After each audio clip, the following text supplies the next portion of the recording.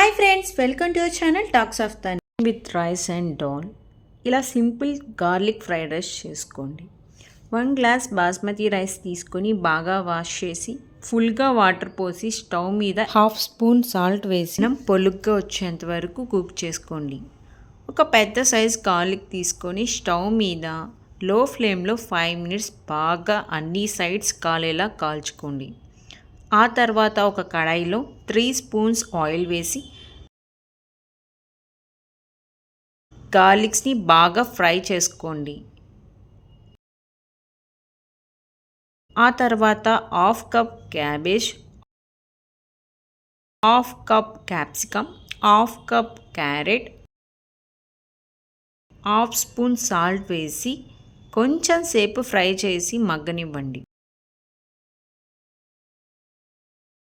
Next ఒక egg తీసుకొని కొంచెం పసుపు, కొంచెం పెప్పర్, కొంచెం చిన్న ఉల్లిపాయ కారం వేసి బాగా మిక్స్ చేసుకోండి.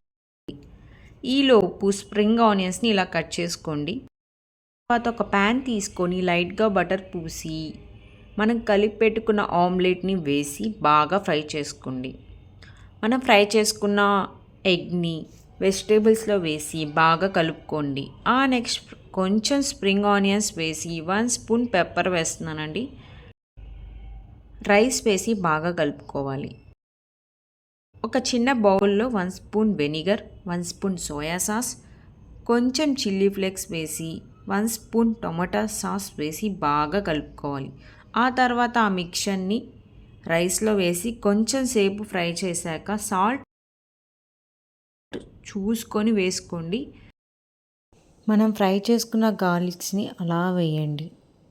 ఫైనల్గా స్ప్రింగ్ ఆనియన్స్ వేస్తే చిల్లీ గార్లిక్ ఫ్రైడ్ రైస్ అయిపోయింది. ఈ వీడియో మీకు నచ్చినట్లయితే ప్లీజ్ కామెంట్ అండ్ లైక్.